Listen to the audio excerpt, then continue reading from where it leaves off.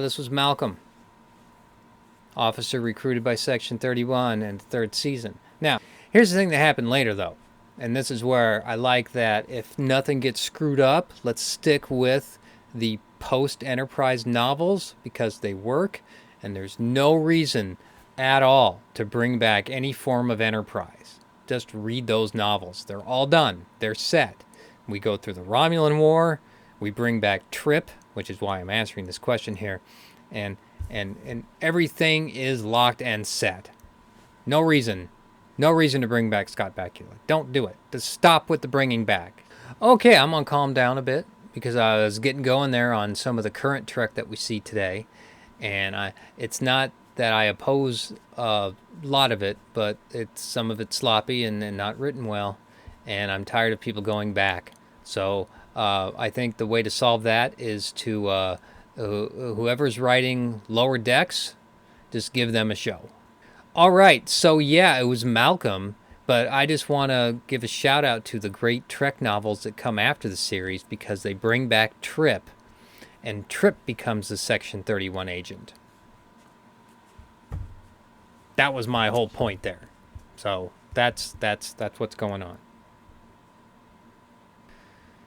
Mining colony to be destroyed by the Enterprise. Oh, wow. So I've talked about this episode before, right? Is this Shockwave?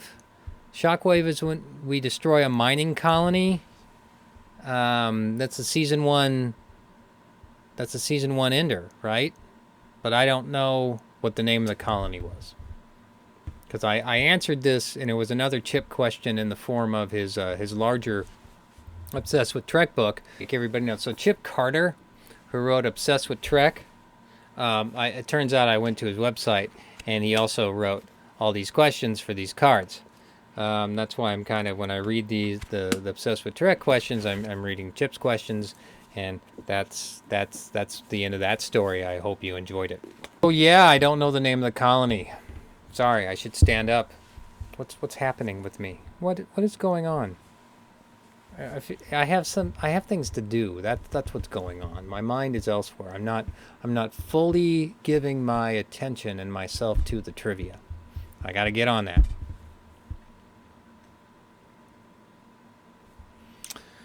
How did the Xindi refer to the sphere builders? Oh wow, I am rusty on my Enterprise trivia. Well, they weren't quite gods, were they? They knew that they were outside of space and time, right? Nor were they prophets. I don't know. I'm just poking around in the dark. I'm failing my Enterprise trivia today. It's an episode. I'm sure it was trying to play up. You can't ignore the green animal Orion slave girls that's in the cage.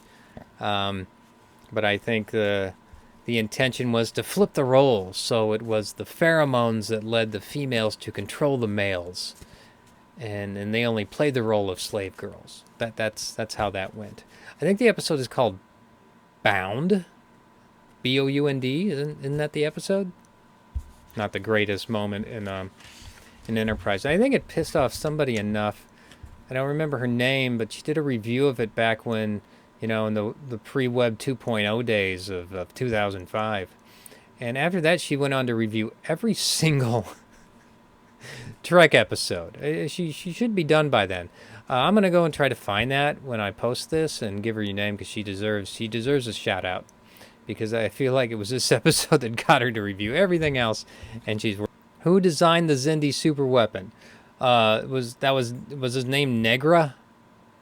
That's the guy they kind of kidnap and pretend that.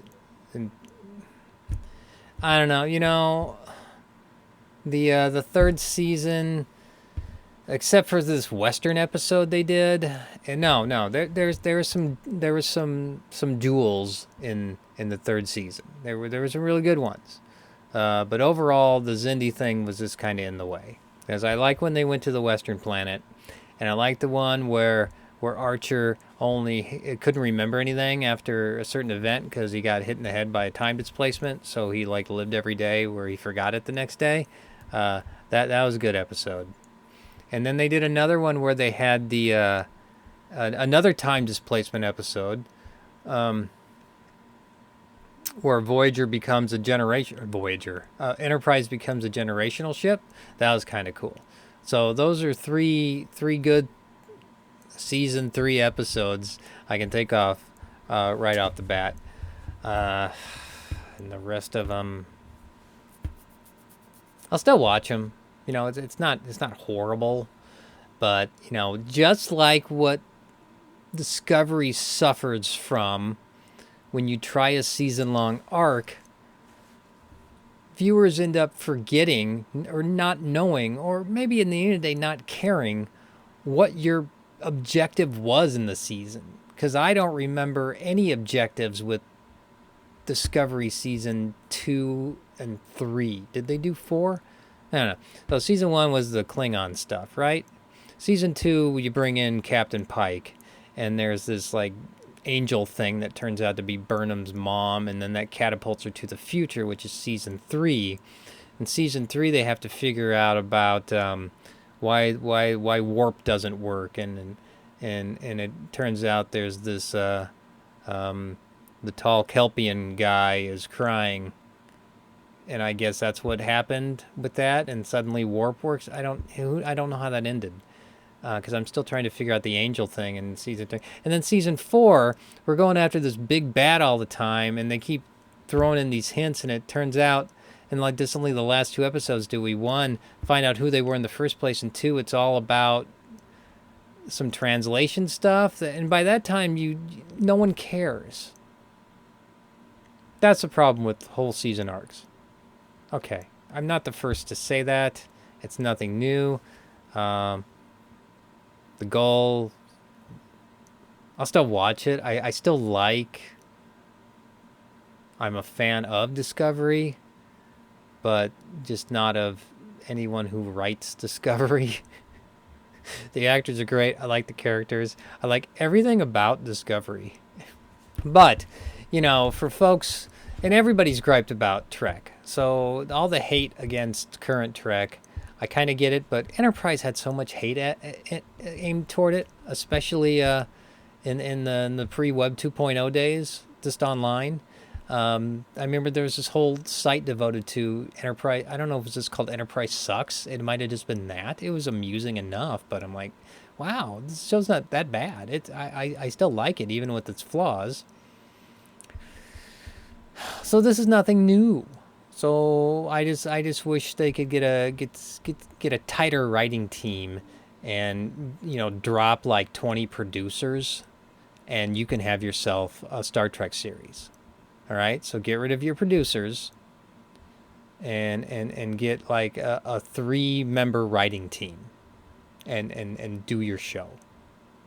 And get novel writers. I mean, learn the lessons of season 4 of Enterprise, and go. I mean, you have one novel writer, but you know, okay, never mind. Degra was his name.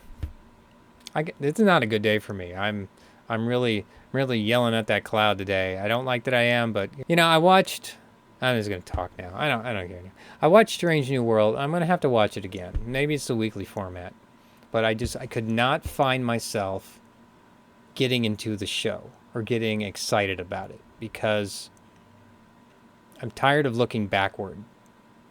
Trek is about looking forward, and that's what makes Discovery still work for me, regardless of its flaws. Strange New World, not as much. That's a backward show. Which ship from the normal universe slipped back into time and into the mirror universe? Oh, that's the Defiant. Great episode, 4th season. Well, I mean, it's a geek out episode. I wouldn't call it great. But it was just self-referential enough to be fun, and then forgotten about because it really didn't do much in the first place. So that's the Defiant. Fun episode. Nothing overdone. Nothing great. Not the best of season 4. But certainly not the worst. And that's my enterprise trivia today, and I'm going to end my day because this is not working for me today. So I try to infuse myself with a little less of the cynicism of the mind and work on that optimism, uh, of the heart here. But to be continued.